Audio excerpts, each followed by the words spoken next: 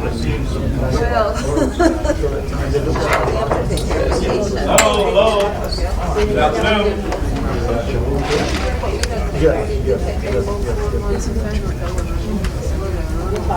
Everybody have a seat. Good afternoon and welcome to the Scholars Roundtable Forum. Today we're very excited about this whole episode on social media and higher education. As I was sharing with Navita earlier, I'm an old timer, so this is new and exciting stuff for me. Well, it's not just old timer thing. When I feel it, I'm always trying to catch up. But the good news is that we have an exciting session today. Great panel, and we want to begin to share the particulars of this. Again, welcome to our session today on social media. Several questions come to mind. First and foremost is that what is the current status of social media in higher education? The second question that comes to my mind is that what impact will it have, or is it having currently on higher education? And the third and very important question is, what are some of the best practices of using social media in terms of teaching and learning in higher education?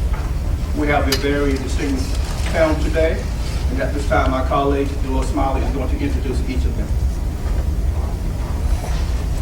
Good morning.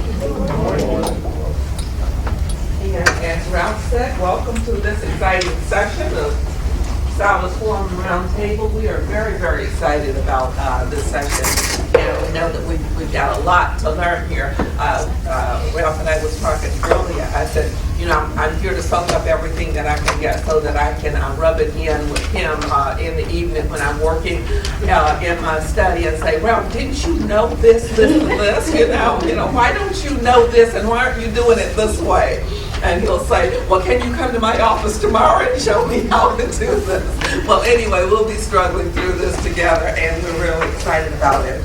Our panel today consists of our very distinguished and award-winning employees here at Fisher. You know them well. One of them will not be able to be with us today. Dr. Schultz is not going to be able to be with us today. We got word this morning that his mother was taken to the emergency room. So let's just keep the family in our prayers. So and hopefully everything's okay there. But I want to introduce to you Laura Garrido. Has worked in the marketing department for 5 years. She's been working, thank you, thanks for Laura. She began working as the advertising project manager, and she currently holds the position of marketing team leader. She has recently been involved in several projects associated with the enhancement of the student experience and increasing student engagement through social media. Laura holds a master's degree in leadership and is currently pursuing her PhD in conflict resolution from the School of Humanities and Social Sciences. And let's hear it for Laura. And Michael Gordon is manager of web development for the Fisher School of Education, and he's a member of this esteemed social media team. Mike is intimately familiar with all things web and considers the web his home away from home. Let's hear it from Mike. And as our panel come forward, I guess we'll put it at the chair up here. We'll put you guys up here at the table because once you do your presentation, then we will have our questions to interact with them and to gather indeed more information from them. And I'm going to present to you now. Yes, I'm right there. I'm right there, okay. Naveed Pirani, and he is going to tell you a little bit about himself, and then he's going to take lead in the presentation today. Let's welcome him.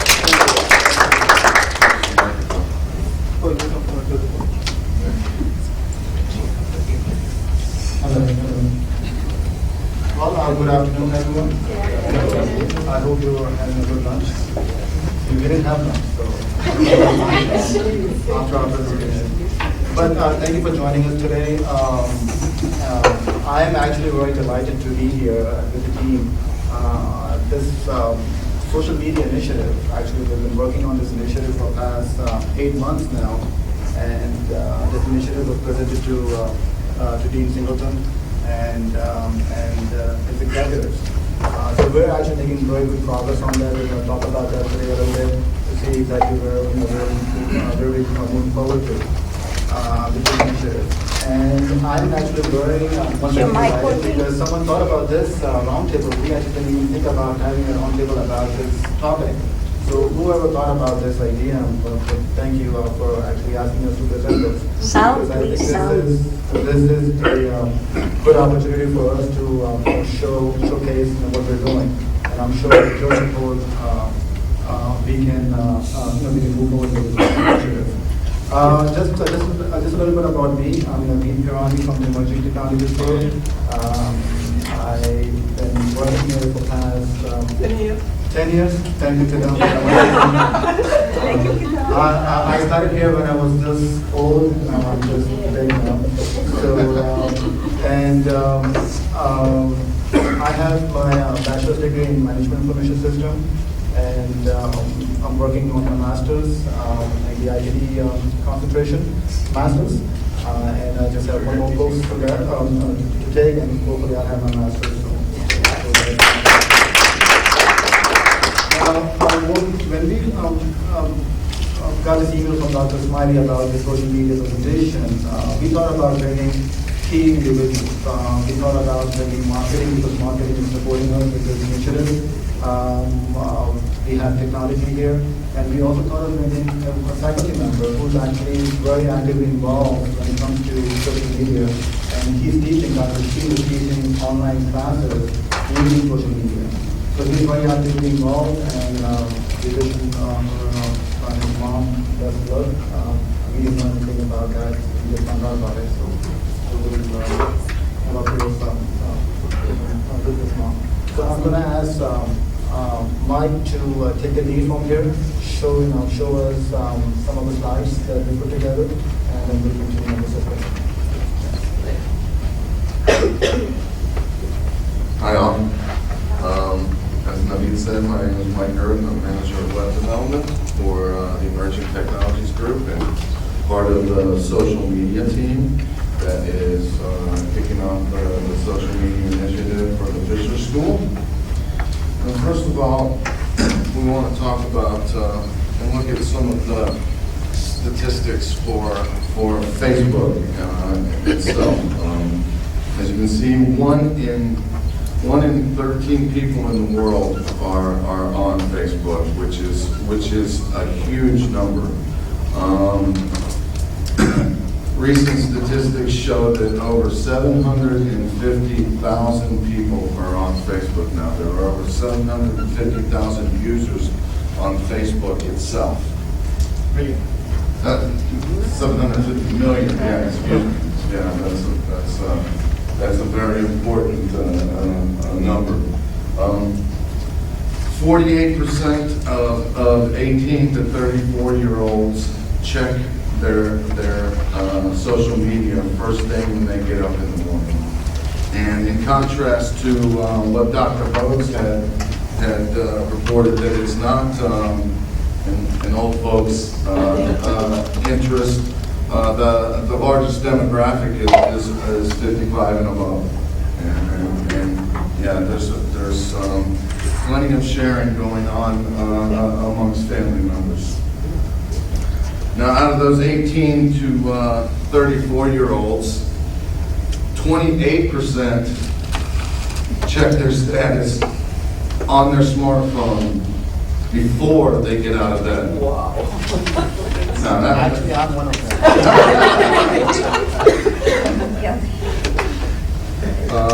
And that same demographic, 18 to 24-year-olds, it was the fastest growing demographic of all the age groups on Facebook itself. And now I'm totally just talking about Facebook here. And these statistics can be seen from a nice infographic on onlineschools.org as well. Most of these statistics come from that. More than 30% of the user base is 35 and up, so it's not just for the youngsters. You might be saying, with this younger demographic, how does that really affect us? Because our students are usually over 35. But it does affect us because the teachers that we're kicking out are going to be the teachers that are going to be teaching the youngsters that are using Facebook. So they need to be communicating with their students in a medium that they use consistently and are familiar with, very familiar with. You see on the next statistic, over 70% of internet users in the U.S. are on Facebook. So out of, and 70% of users are out of the United States. So there is a big international population on Facebook itself, and which is ripe for lead generation for us, and that's how that can impact us as well.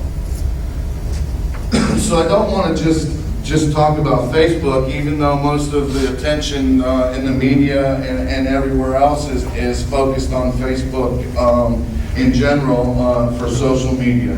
There are many other social media outlets to use. Facebook is used for collaboration and sharing, but Twitter has become a good source for customer service for organizations, and would be useful for us as well. Home Depot, Comcast, and Dell have famously used it for customer service. Dell has gone so far as to create a social media listening command center, which you can see in that picture right there. They set up a whole command center so that they can keep an eye on the comments being made on Facebook. They're actually using a third-party group called Radiant 6. That is a social media monitoring group, and they're keeping an eye on what good and bad things are being said about Dell in the social sector, like on Twitter, comments on Twitter, and comments on Facebook itself. Dell also is really pushing their Twitter effort. They have an account called Dell Cares, and so that anytime that a customer wants to express hopefully some good and probably mostly bad comments towards Dell, they can just use that at Dell Cares, and Dell will see it immediately and reportedly responding in a very timely fashion. Besides Twitter, there's also LinkedIn. I'm sure who's on LinkedIn? Is anybody using LinkedIn? LinkedIn is a social media site for professionals, and it can be huge in career development. It's another way for us to connect with our alumni, as well as Facebook. It would work well for us to connect to our alumni. Flickr and YouTube are multimedia sharing websites, social media outlets. Flickr is a photo sharing social media website, and YouTube. I'm sure we are all familiar with YouTube. But there are more. Flickr and YouTube aren't the only thing. WordPress is a blogging platform, and it can have a hosted solution, so you don't have to set up, as Brian is familiar with, you don't have to set up your own install of WordPress. There's also blogger.com if you wanted to use something like that. There's social bookmarking, which is a way for you to share resources that you might find on the web. Delicious is a common a bookmark sharing website. And then, of course, there's iTunes U as well, that we are, as a university, just embarking on, not only as a school, Fisher School itself, but the NSU community is embarking on an iTunes experience. So where is social media being used in the higher education sector? Well, it's being used in classrooms, but it's really only being used as an informational resource. You know, it's in its infancy stages, as being used in a learning atmosphere. I really wish Dr. Shields were here to expand on this, because he is one of the leaders of the Fisher School in using social media in his courses, and has really tightly integrated social media into the way that he teaches his students. It's just another outlet to talk to his students. So, as you can see from this slide, a study performed by Pearson, we're all familiar with Pearson in 2010, which included a survey of 1,000 college professors, showed that 4 out of 5 professors use social media. But that doesn't mean that they're using social media for their learning. They're just familiar with it and are using social media in itself. There is vast potential in the social media market for learning outcomes. A little more than half of the 1,000 surveyed use podcasts, video wikis, and blogs for their classes. Blogs probably are the most used here, but wikis and video are huge as well. About 30% use social networks to communicate with their students. Again, that's where it's being used in the higher education sector. It's being used to communicate, but it's not really being used to its full potential as far as integrating it into the learning itself. And then almost 25% of professors had 4 or more accounts on social networks. Now, why would they have 4 or more? Well, you know, you would need to set up separate accounts for each of your courses, and you wouldn't want to keep everything together, because you would have things flowing into it. You would have different courses flowing into each other, and it would cause some confusion. Now, Facebook has a nice thing called groups, and groups is a fairly new thing, and you can set up private groups, which translates exactly to keeping your courses separate and whatnot. And once again, I wish Tim Shields was here to tell us about it, because he has actually done this sort of thing in the wild. To give you an example. So, what are some of the hurdles for adoption of social media in the higher education sector? Well, first and foremost, there's faculty mistrust of technology. And I'm sure that a lot of our faculty members are feeling that right now with the Blackboard implementation. And because there have been numerous issues with the Blackboard implementation up on the MSU campus. Faculty need examples of effective uses of these technologies. That's what I'm saying. It's in its infancy stages. Hardly anybody has broken new ground in using social media in higher education for their learning outcomes. Loss of control when shifting from faculty-centered to student-centered learning. I don't necessarily agree with that, because social media is student-centered in itself, and I think there's a high priority on that. There's not a high priority for faculty development professionals. What does that say? Well, we have seen that there is a high priority for that, right? Title V? Yes. Yes. Yes. So there is. We have seen that, but most faculty development professionals have not seen the need to develop their faculty into the social media mindset. lack of culture of openness to try technology among faculty. I think that fits in with the faculty mistrust of technology in itself. And the perception that technology does not offer a deep learning. So, why should social media? Why should we move into the social media landscape? Well, because all of the students that are coming up these days are familiar, and this is what they use to communicate. We have to communicate on their level.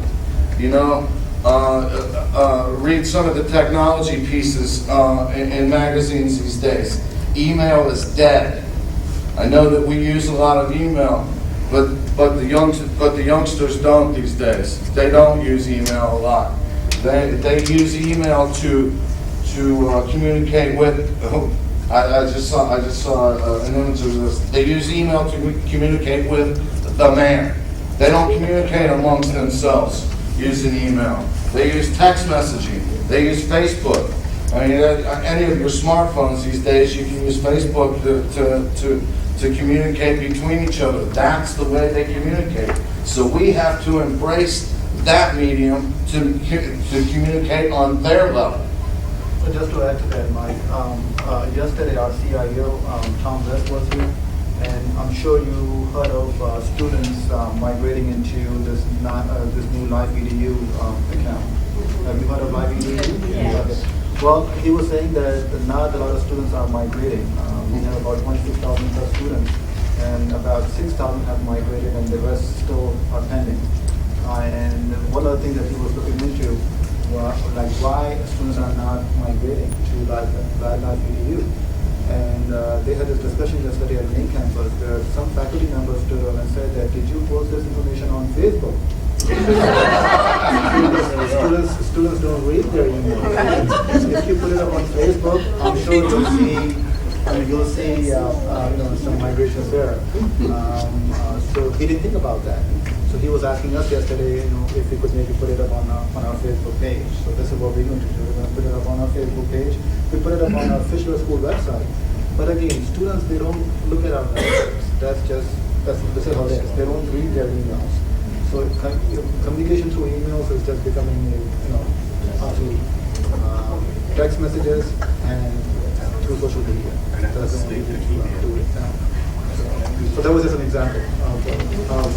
Mike, I know that we said we were going to take questions at the end, but would you guys mind interacting as you go along? Please, if you have any questions. You mentioned website. Is website sort of going obsolete? You said that not a lot of people are looking at it? No, actually not. They're not. Websites are used for informational purposes, but if there is no interactivity there, yes, then you're going to lose that engagement. So we have to have some kind of engagement there. We have to have some kind of social interaction there within our website, which we do not have right now. And that's something that we're working on. What are some examples that you would suggest? An example of that, Mike would give an example of Comcast and Dell. What they do is that on their website, they have this social interaction piece there, where if you have any questions about any of your services that you get from Dell or from Comcast, you can basically interact with, or have that interaction started from that website. So it's just one avenue of, looking into it. Just to also answer what Dr. Smite asked, they also have some universities where you go and instead of just downloading the application, as soon as you're filling out, if you have a question, you can IM the person right away. Right, and that's actually something that I'm glad that you brought that up. We're actually working on, this is Dr. Singleton's initiative, a customer relationship management system. Is a CRM system that we're working on where the idea is that as soon we get an inquiry from a prospect, we need to reach out to them within seconds. Within seconds. We're not talking about minutes, we're talking about seconds. So there has to be some kind of a email and also a phone call and even through chat services too, that we want to make sure that we capture that lead or capture that, kind of students that are looking for any assistance. So I'm glad that you brought that up.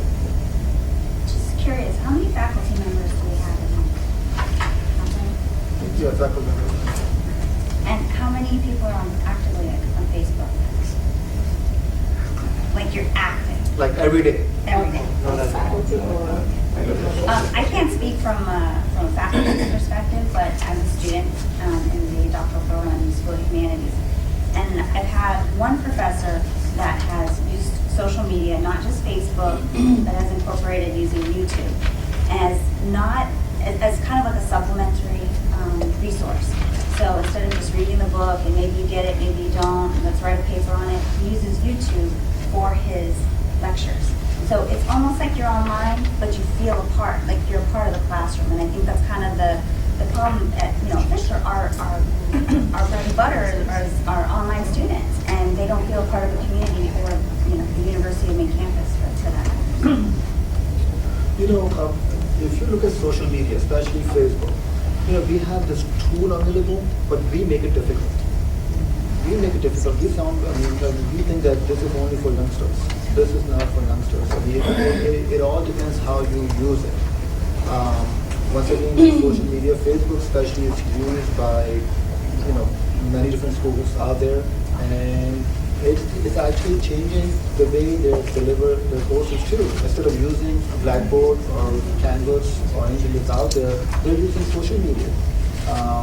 I was talking to Title V the other day where we said that we have all these students that are working on their dissertation. Why don't we create a group within social media? So if you are close to me, I can maybe work with you and work on my dissertation, and then you can work with me, and then we can work on your dissertation. Basically, you're connecting the people. Now we're just giving them a place to collaborate between each other where they can ask each other questions. And most of our students are professionals. They have full-time jobs, so they don't have the actual luxury to come to the campus and work in the libraries and have face-to-face discussion with our faculty. So if you give them that kind of a option, I'm sure you'll see some benefits. Now, if you look at the Facebook, in higher education, no schools are doing anything significant with their Facebook presence. They're just using a simple wall to communicate between their students, which is what Facebook looks like and is meant to be, but it can be a lot more, and that's why the Fisher School itself has embarked on this social media initiative, so that we can be one of the leaders in higher education in the social media sector and really lead the way. Because there are schools on Facebook itself, but they're not being innovative on them at all, and they're not using campaigns or doing campaigns to engage their population. There's very, very little engagement. Mostly, a lot of schools are using it for news. Come to this event, but those don't apply to our online students. So we kind of have a different. What we are doing now, and this is getting. I'm sure this is going to excite you too. When you open up a Facebook account, what happens is they collect information from you. They collect information about where you live, what email address you have, what your interests are. So behind the scene, what they're doing, they're collecting information on every individual. And then this is how they do marketing behind the scenes. So let's say if we're targeting higher ed and reading education, we can basically go through and filter this information and market our products to Facebook users out there. That's number one. Number two is what we have done, we have created groups within our social media outlet. And we're going to show you a screen where it's not clear here, but again, what we have done, we created by interest area, and then we also have cluster-based and international clusters.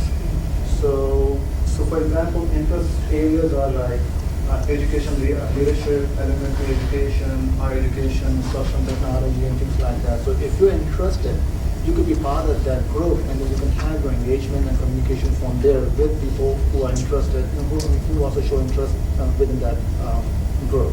So you can have that engagement there. What we're also doing is something really exciting. We're doing campaigns. We're working on campaigns. Right now, we have a total of 15 different campaigns. The idea is that if Fischler is a leading educational institution, why don't we have people from outside come to us when it comes to expert advice or expert resources, right? So the idea is that one of the campaigns that we're working on is, and we call it